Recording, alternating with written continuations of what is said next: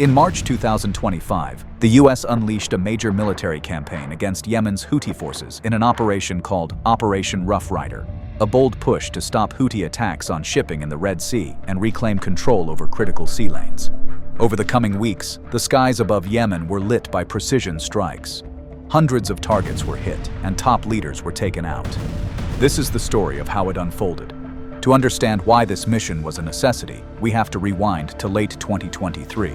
After Israel's conflict with Hamas escalated, Yemen's Houthi movement, also known as Ansar Allah, began targeting international vessels sailing near the coast of Yemen. The group claimed they were retaliating in solidarity with Palestinians. Over time, the Iranian-backed rebels expanded their attacks with drones, missiles, sea drones, and even helicopters. On November 19, 2023, Houthi militants carried out a rare airborne hijacking in the Red Sea. A military helicopter approached the Galaxy Leader, a Bahamian-flagged, Japanese-operated and British-owned cargo ship. As the aircraft hovered over the deck, around 10 armed fighters rappelled down and seized control of the vessel. The crew, 25 sailors of various nationalities, were taken hostage, and the ship was redirected to a Houthi-controlled port in Yemen. This marked the first time during the Red Sea crisis that militants used a helicopter insertion to capture a civilian vessel. The crew was later released in January 2025, but the ship remains seized.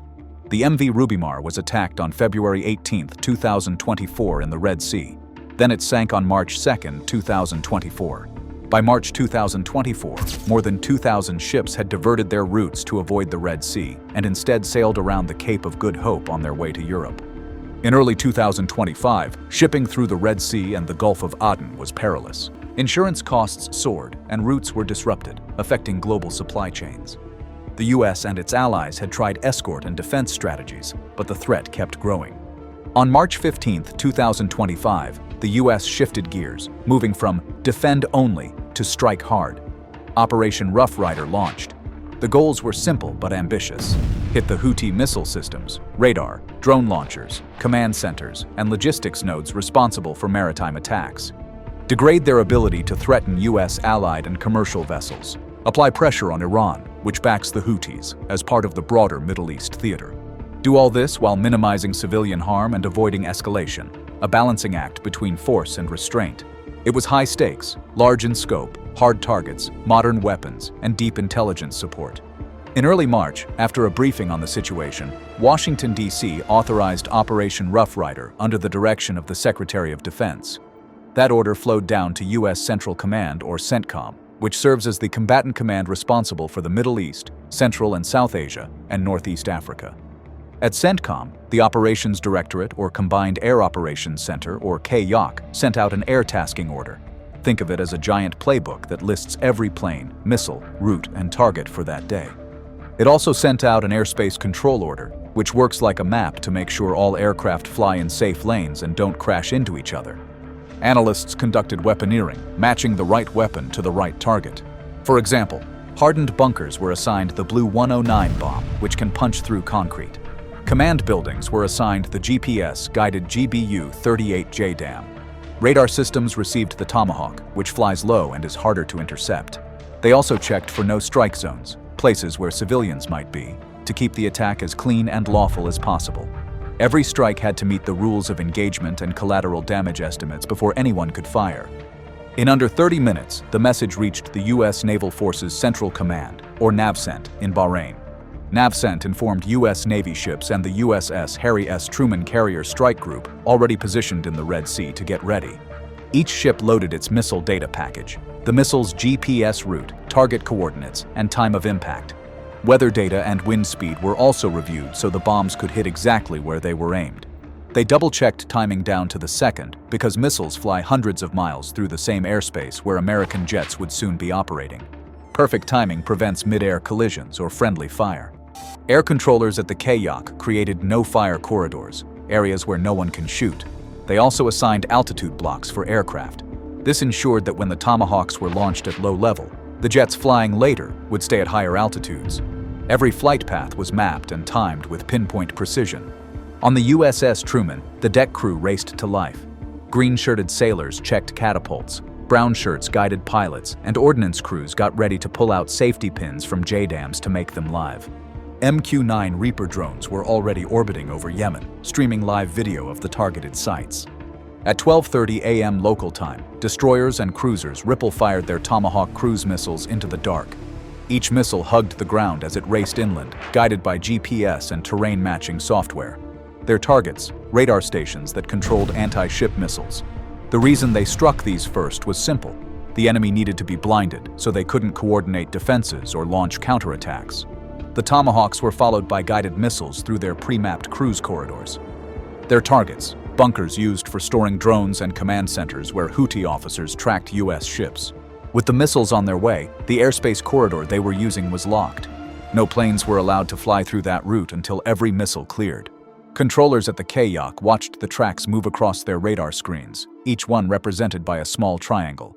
Next, the E-2D Hawkeye took off from USS Truman's deck. It climbed high above the fleet and turned on its massive radar dish, linking every ship, plane, and drone into one shared data network called Link 16. This allowed commanders to see everything, from missile tracks to new enemy signals, in real time. Flying at 550 miles per hour in just under 20 minutes, the Tomahawks reached their targets, and other missiles followed. Radar dishes exploded, bunkers caved in, and communication towers vanished. Instantly, the Houthis lost parts of their radar coverage, making it harder for them to track or fire at U.S. aircraft. As fixed targets were being demolished, MQ-9 Reaper drones over Yemen began hunting for mobile launch trucks and other targets trying to mobilize after the first explosions. Whenever a drone spotted something suspicious, a convoy of trucks or a heat signature from a launcher, it beamed the coordinates to the Kayak. Those coordinates were pushed to the FA-18 Super Hornets that were also taking off from the USS Harry S. Truman. Each jet carried a mix of JDAMs and laser-guided bombs, programmed to strike smaller or moving targets that the Tomahawks couldn't handle. As chaos erupted on the ground, a mobile missile launcher tried to escape but was quickly spotted by a Reaper drone, which sent coordinates to the Kayak. Within seconds, a Hornet received the data and dove in for a strike, releasing a GBU-12 laser-guided bomb that destroyed the truck. While the strikes continued inland, the fleet kept its guard up. Each ship's Aegis combat system scanned for any missiles or aircraft that might come toward the carrier group. If something dangerous appeared, the ships could fire SM-2 or ESSM interceptors to shoot it down. The strikes inland were carried out in two waves, meaning a second wave of Tomahawks was launched, targeting deeper bunkers and weapon depots. Meanwhile, as the first group of jets returned to the carrier, new ones took off. The rotation kept continuous pressure on Houthi forces so they couldn't regroup. Controllers also made sure no plane crossed a live missile's path. Simultaneously, data from bomb sensors and drone cameras were collected immediately for battle damage assessment or BDA. This helped the military know what worked and what still needed to be hit again. With each strike wave, a situation report was transmitted. NavCent and the Kayak summarized what had happened so far, and the report moved up to CENTCOM headquarters and then to the Pentagon, keeping everyone updated in real time. By dawn, local Houthi-run media reported at least 40 air raids across Yemen, with multiple strikes in Sana'a and Sada, and additional strikes in Taiz, Ib, Al-Baida, Damar, Hajjah, and Marib. In Sana'a, 8 strikes were reported, including 4 in the Jarraf and Al-Jarraf area and 1 near Sana'a International Airport. Reuters separately noted strikes hitting the capital, Sana'a, that day. Operation Rough Rider went on for 51 more days, with CENTCOM confirming it struck more than 800 targets during the campaign. The strikes destroyed Ras Isa port's ability to accept fuel, cutting off a major Houthi source of revenue.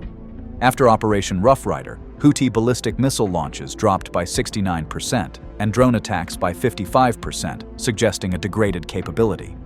According to the U.S. military, 500 to 600 Houthis were killed in the operation, including Abdul Nasser al-Kamali, a senior intelligence leader, Brigadier General Hamdan al-Jabali, and Colonel Zain al-Abidin al-Muhturi, Ibrahim al-Ashmuri, and Jabir Mabkhut al-Dabi.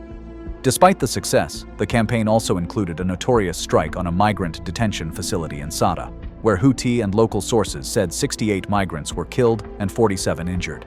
In April, the Navy confirmed that 1 Super Hornet was lost at sea during a towing incident. The aircraft was being towed in the hangar bay when control was lost, and it fell overboard.